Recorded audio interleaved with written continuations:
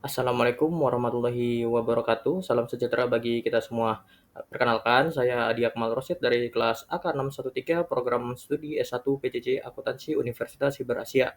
Hari ini saya akan mempresentasikan proposal penelitian saya yang berjudul Pengaruh Current Ratio dan Debt to Equity Ratio terhadap Return on Asset Studi Kasus pada PT Mitra Adi Perkasa periode 2014-2024. Untuk outline, ada yang pertama pembukaan, kemudian yang kedua landasan metode, yang ketiga pembahasan, dan terakhir penutup. Kita ke bagian awal yaitu pembukaan. Yang pertama adalah latar belakang. Latar belakang di sini saya bagi menjadi 3 poin utama, yaitu yang pertama PT Mitra Adi Perkasa atau PT MAP adalah salah satu perusahaan retail terbesar dan pionir di Indonesia. Karena itu, perusahaan ini cukup mempresentasikan dinamika ekonomi kelas menengah di Indonesia. Adapun beberapa brand mitra yang cukup terkenal dan mungkin teman-teman pernah lihat adalah Planet Sports, Payless, Nike, Adidas, dan lain-lain. Kemudian, poin kedua, adanya ketidaksesuaian antara teori dan kenyataan. Misal, Kashmir 2017 menyebutkan bahwa kenaikan current ratio seharusnya meningkatkan return on asset, tapi dalam kenyataannya itu tidak selalu terjadi. Kemudian Brigham dan Houston 2011 menjelaskan bahwa semakin tinggi debt to equity ratio seharusnya return on asset turun, tapi faktanya tidak selalu begitu. Poin ketiga yaitu selain yang telah disebutkan tadi, yaitu terdapat hasil-hasil dari penelitian terdahulu yang menunjukkan hasil bervariasi terkait hubungan antara current ratio, debt to equity ratio, dan ROA. Maka dari itu, karena ketiga poin utama tersebut, penelitian ini menjadi penting untuk dilakukan secara lebih spesifik dan terarah. Berdasarkan latar belakang tadi, maka rumusan masalah dalam penelitian ini adalah yang pertama, apakah current ratio berpengaruh signifikan terhadap return on asset PT MAP selama periode 2014-2024? Yang kedua, apakah debt to equity ratio berpengaruh secara signifikan terhadap return on asset pada PT MAP selama periode 2014-2024? Yang ketiga, apakah current ratio dan debt to equity ratio secara simultan berpengaruh terhadap return on asset PT MAP periode 2014-2024? Dari rumusan masalah tersebut, maka tujuan dari penelitian ini adalah mengetahui pengaruh current ratio terhadap return on asset. Kemudian yang kedua, mempengaruhi pengaruh debt to equity ratio terhadap return on asset. Dan yang terakhir yaitu mengetahui apakah current ratio dan debt to equity ratio secara bersama-sama berpengaruh terhadap return on asset. Kemudian untuk batasan masalah, yang pertama di sini objek penelitian dilakukan hanya pada PT Mitra Adi Perkasa. Kemudian yang kedua, data keuangan yang digunakan berfokus pada laporan tahunan PT Mitra Adi Perkasa periode 2014-2024 yang diperoleh dari situs resmi perusahaan. Kemudian yang ketiga, analisis rasio keuangan yang digunakan hanya mencakup current ratio dan debt to equity ratio terhadap return on asset. Kemudian yang keempat, penelitian ini tidak membahas faktor-faktor lain di luar current ratio dan debt to equity ratio yang mungkin juga mempengaruhi return on asset seperti perputaran aset, penjualan, atau kondisi eksternal seperti inflasi dan nilai tukar. Kemudian kerangka dan hipotesis penelitian. Penelitian ini berangkat dari pemikiran bahwa struktur keuangan perusahaan khususnya yang tercermin dari current ratio dan debt to equity ratio akan mempengaruhi efisiensi dan profitabilitas yang dalam hal ini diwakili oleh return on asset. Dari pemikiran tersebut maka dibuatlah grafik seperti pada slide, yaitu current ratio atau variabel X1 dan debt to equity ratio sebagai variabel X2. Keduanya saling mempengaruhi baik secara parsial atau simultan terhadap return on asset selaku variabel Y. Kemudian setelah itu muncullah hipotesis. Yang pertama, hipotesis 0, yaitu tidak ada pengaruh signifikan antara current ratio dan debt to equity ratio terhadap return on asset. Kemudian yang hipotesis 1, current ratio berpengaruh signifikan terhadap return on asset pada PT MAP. Kemudian hipotesis 2, debt to equity ratio berpengaruh signifikan terhadap return on asset. Kemudian hipotesis 3, current ratio dan debt to equity ratio secara simultan berpengaruh signifikan terhadap return on asset pada PT MAP.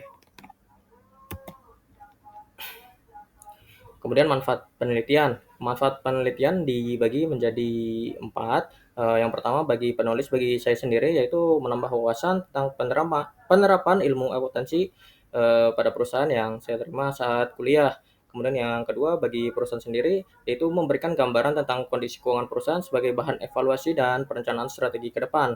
Kemudian bagi investor, itu menjadi salah satu referensi dalam mengambil keputusan investasi berdasarkan analisis keuangan yang komprehensif. Kemudian bagi penelitian selanjutnya, yaitu menjadi acuan dalam penelitian serupa yang ingin mengkaji kinerja keuangan perusahaan dari waktu ke waktu. Kemudian kita beralih ke bagian 2, yaitu landasan metode. Yang pertama ada metode dan pendekatan penelitian. Penelitian ini menggunakan pendekatan kuantitatif, yaitu metode penelitian yang menggunakan data numerik atau angka dan analisis statistik dengan jenis penelitian bersifat asosiatif, yaitu bertujuan untuk mengetahui hubungan dan pengaruh antara variabel. Data penelitian ialah berbentuk angka yang kemudian dianalisis secara statistik untuk menjelaskan, memprediksi, atau menguji hubungan dan pengaruh antara variabel, yaitu pengaruh current ratio dan debt to equity ratio terhadap return on asset. Kemudian populasi dan sampel. Populasi dalam penelitian ini adalah seluruh laporan keuangan yang dirilis pada situs resmi PT MAP, sedangkan sampel yang diambil dari populasi ialah laporan keuangan tahunan perusahaan PT MAP periode 2014-2024, yaitu 11 tahun, khususnya elemen-elemen pada laporan laba rugi dan laporan posisi keuangan. Kemudian jenis data yang digunakan adalah data sekunder, yaitu data yang sudah ada dan tersedia, yaitu dari laporan keuangan tahunan PT MAP periode 2014-2024 yang diperoleh dari situs resmi perusahaan sebagaimana ditampilkan dalam slide di link yang berwarna biru. Kemudian untuk teknik pengumpulan data dilakukan dengan dokumentasi, yaitu mengumpulkan data dari laporan keuangan, terutama data aset lancar, liabilitas lancar, total liabilitas, total ekuitas, laba bersih, dan total aset, yang kemudian diolah menggunakan rumus menjadi rasio seperti nilai current ratio, debt to equity ratio, dan return on asset. Kemudian definisi operasional variabel. Yang pertama, current ratio atau rasio lancar adalah rasio keuangan yang mengukur kemampuan perusahaan membayar kewajiban jangka pendeknya menggunakan aset lancar yang dimiliki. Rumusnya, current ratio sama dengan aset lancar dibagi liabilitas lancar. Kemudian yang kedua, debt to equity ratio, yaitu alat ukur struktur modal yang membandingkan total utang dengan total ekuitas pemegang saham. Rumusnya, debt to equity ratio sama dengan total liabilitas dibagi total ekuitas. Kemudian yang ketiga, return on asset adalah rasio yang menunjukkan kemampuan profitabilitas perusahaan, yaitu seberapa besar kontribusi aset dalam menciptakan laba bersih. Rumusnya, return on asset sama dengan laba bersih dibagi total aset. Kemudian perhitungan dilakukan menggunakan Excel, kemudian hasil dari perhitungannya sebagaimana ditampilkan dalam slide.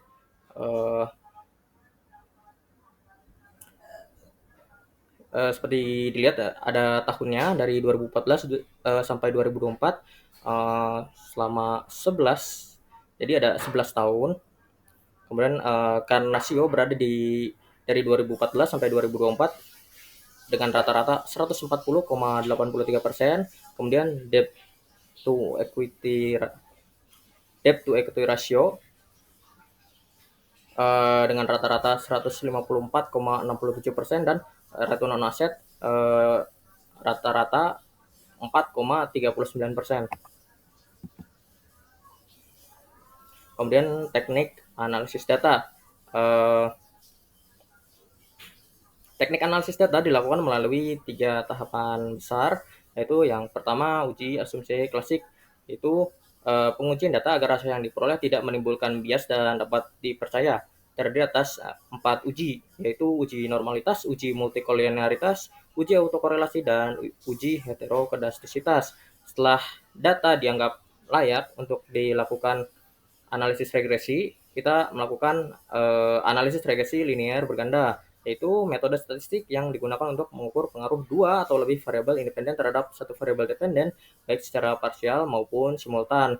Kemudian dilakukan langkah terakhir yaitu uji hipotesis, yaitu proses pengujian statistik yang dilakukan untuk membuktikan apakah dugaan awal atau hipotesis yang di awal tadi mengenai hubungan antara variabel itu benar atau tidak. Kita berlanjut ke bagian 3, yaitu pembahasan. Kita langsung saja ke pengolahan datanya, yaitu yang pertama melakukan uji asumsi klasik, dan berikut hasilnya, yaitu yang pertama uji normalitas. Lihat di sini pada gambar ada dua gambar yang interpretasinya yaitu pada grafik histogram ini yang ada kenaikan, ada semacam pilar-pilar, dapat terlihat bahwa grafik histogram menyerupai gambar gunung, dan pada p-plot itu yang ada garis diagonal, sebaran data berada di sekitar garis diagonal. Sebaran data itu ada yang di titik-titik itu, terlihat seperti di slide, di mana titik-titik tersebut tidak terlalu menyebar, tapi dia mendekati garis diagonal tersebut, sehingga dapat dikatakan data telah terdistribusi secara normal. Apabila gambar histogram itu tidak seperti gunung, mungkin curam atau seperti jurang, itu dia data tidak terdistribusi secara normal, atau ketika sebaran data titik-titik pada garis p-plot ini tidak mendekati garis diagonal, itu data berarti tidak terdistribusi secara normal. Kemudian yang kedua, melakukan uji multikoliniaritas.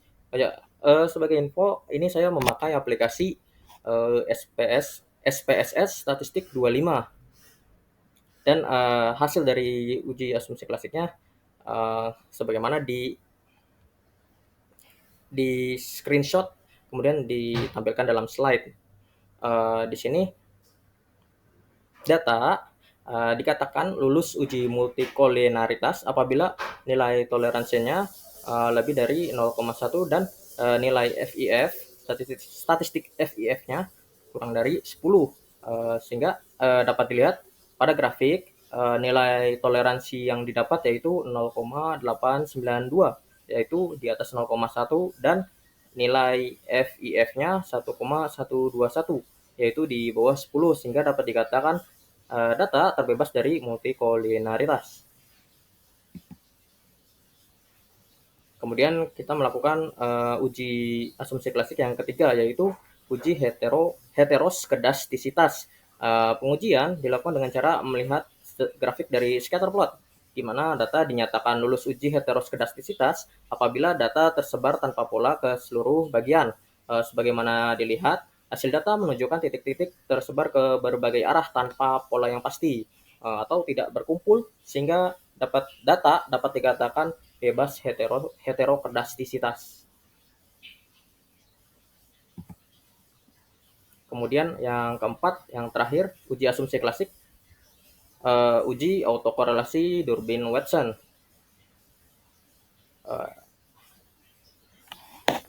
Di sini dapat dilihat di model summary, Durbin-Watson menyatakan nilai di 1,908. Kemudian nilai DU untuk K2 dengan 11 sampel adalah 1,6044. K2 itu dia variabel independen yang dipakai ya. Di sini K2 itu berarti current ratio dan debt to equity ratio. Sementara 11 sampel adalah jumlah tahun dari 2014 sampai 2024, yaitu dinyatakan dalam N sebagaimana pada gambar di pojok kanan ya. Itu saya tandai dengan warna kuning untuk nilai DU dan DL-nya. Kemudian yang kedua, nilai DL untuk K2 dengan 11 sampel adalah 0,758. Nilai 4 min DU adalah 4 dikurangi 1,604, yaitu 2,3956. Kemudian nilai 4 dikurangi DL adalah 4 dikurangi 0,758 sama dengan 3,242. Sebagaimana ketentuan dapat dilihat di Hipotesis yang ada di bawah gambar tabel Durbin-Watson itu nilai DW menunjukkan nilai 1,908, itu lebih tinggi dari 1,604 dan kurang dari 2,3956, sehingga nilai DU lebih kecil dari nilai DW, lebih kecil dari 4 min DU, yang artinya data tersebut terbebas dari autokorelasi sebagaimana dilihat pada ketentuan yang digambar di bawah tabel Durbin-Watson. Kemudian kita melakukan setelah lulus uji asumsi klasik, berarti data ini sudah layak dan tidak bias. Kemudian kita lakukan hasil analisis regresi. Kemudian kita lakukan analisis regresi linear berganda dan hasilnya adalah berikut. Lihat di koefisien A, kita lihat dari untuk memperoleh persamaannya dilihat dari unstandardized B, kolom unstandardized B, yaitu diperoleh persamaan return on asset sama dengan 0,22 ditambah 0,11, yaitu current ratio, dikurangi 0,073 debt to equity ratio. Ini artinya apa? Setiap penambahan satu current ratio itu akan menambah 0,11 return on asset. Sedangkan untuk penambahan 1 debt to equity ratio, dia akan mengurangi 0,073 return on asset. Kemudian interpretasi nilai standardized coefficient beta menyatakan current ratio berpengaruh secara positif terhadap return on asset dengan nilai 0,405, sedangkan nilai debt to equity ratio berpengaruh secara negatif terhadap ROA dengan nilai min 0,875. Nanti pembahasan ini kita dapat lihat ya bahwa debt to equity ratio ini lebih berpengaruh signifikan dibandingkan dengan current ratio karena nilai signifikansinya yang mendekati 0. Dilihat di tabel koefisien A, dia debt to equity ratio-nya ini dia nilainya 0,003, sedangkan current ratio sendiri 0,085.